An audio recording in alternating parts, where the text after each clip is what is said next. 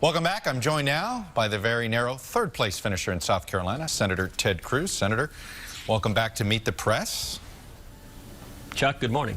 Let me start with a clip from your press conference that you held on Wednesday, because I have a question on the other side, but I want to show it because it seemed unlike other events that you had held throughout the campaign. Here it is.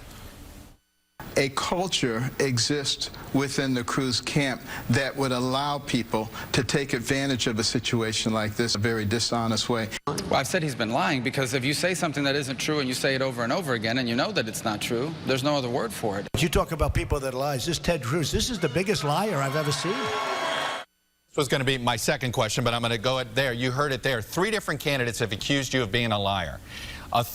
One out of 3 South Carolina voters thought you were running the most untruthful campaign. Has all of this hurt you? Has it stuck?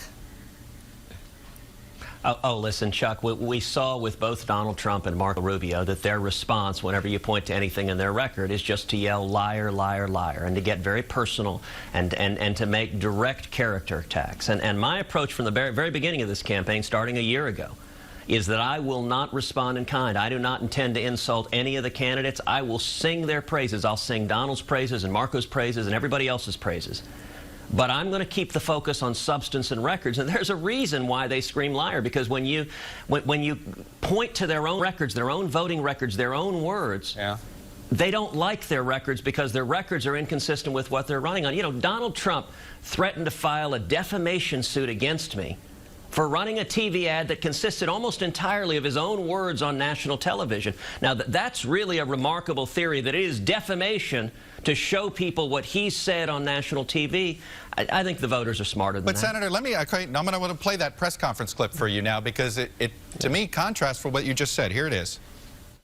Donald has had a long career of using great wealth and power trying to bully others. Whenever anyone points to their actual record, the response of both Donald Trump and Marco Rubio is to yell the word liar.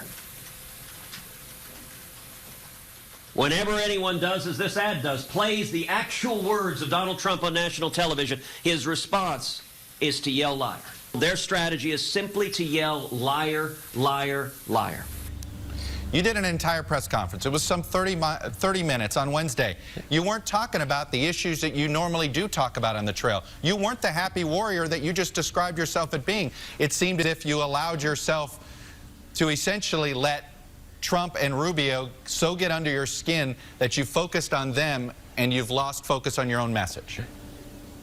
Oh, listen, Chuck, I was then and am now very much a happy warrior, very much joyful. That press conference was simply discussing the facts, was laying out the actual facts, not engaging in character attacks myself, just putting out here are the facts, here are the evidence.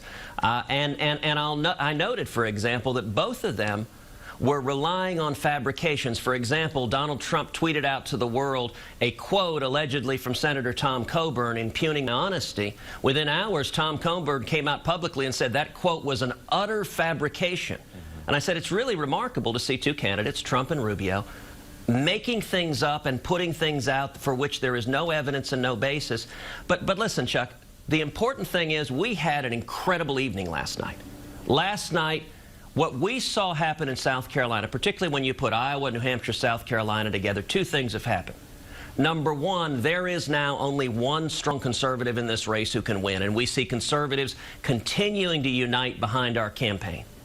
But number 2, for anyone who doesn't believe that Donald Trump is the best candidate to go head-to-head with Hillary Clinton in November, and that's about 70% of Republicans nationwide who don't think Donald Trump is the right guy, our campaign is the only campaign that has beaten Donald Trump and that can beat Donald Trump. So what we're seeing is we're seeing Republicans coming to us in incredible numbers, going to tedcruz.org, signing up, volunteering, contributing. You finished 3rd in a state with the highest evangelical turnout that we've seen yet, and you finished 3rd. That sort of doesn't support what you just said, that conservatives are coming together and rallying to your cause. So, Chuck, our path to victory from the beginning was always do well in the first 4 states and then have a strong, strong night on Super Tuesday coming up on March 1st. In Iowa, everyone in the press said we couldn't win. We won an overwhelming victory in Iowa. In New Hampshire, everyone in the press said a conservative couldn't do well in a moderate New England state. We won a strong 3rd there. And then in South Carolina, we were effectively tied for 2nd. A week ago, Donald was 20 points ahead. We closed that gap. And what we saw there were a number of very encouraging things. For one thing, we won young people in South Carolina. Our campaign was in 1st place with young people. By the way, we won young people in Iowa as well, and we were in 2nd place with young people in New Hampshire. One of the things we're seeing is young people who are optimistic, who want a future, who want our constitutional rights, are coming to our campaign. And if you want to beat Donald Trump, you know, one of the clearest indications of who can beat Trump is Donald spends every waking moment attacking me. He doesn't attack any other candidates because his campaign views us as the only real threat to him. And that's why we're seeing so many people come around and say, listen, we want a real conservative. We don't want a Washington deal maker who will support Democrats and cut deals to grow government and give in to the cronyism of corporate welfare. Very quickly, are you going to beat Donald Trump in Texas on March 1st?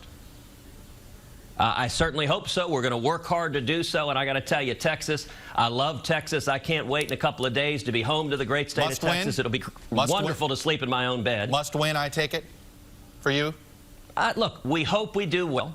I believe we will do well. We've got an amazing team in Texas. I love Texans, and Texas is clearly the crown jewel of Super Tuesday. We believe we're going to do very, very well in Texas, and we're going to do very well across Super Tuesday, and we're headed right now, in just an hour, we're headed to Nevada to go and work to earn votes there. Well, speaking of the road to Super Tuesday, that's what I'm dealing with next. Anyway, Senator Ted Cruz, thanks for coming on. Stay safe on the trail, sir.